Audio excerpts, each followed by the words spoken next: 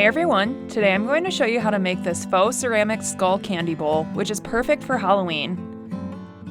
For the materials, you'll need a plastic bowl, styrofoam skulls, black acrylic paint, baking powder, a knife, a paintbrush, and a hot glue gun.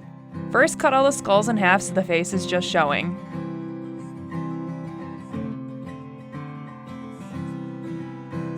Then mix the acrylic paint with baking powder and mix it together. This will create the fake ceramic look. Paint the outside of the bowl.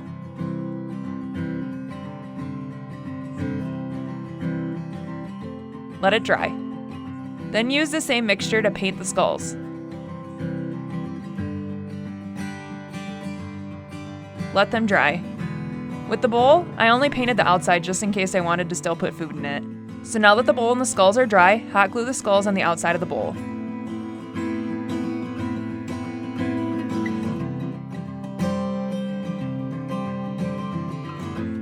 And that's it! I really like how it turned out, and I think it will make a great candy bowl for Halloween. If you enjoyed this tutorial, please make sure to like, comment, or subscribe below.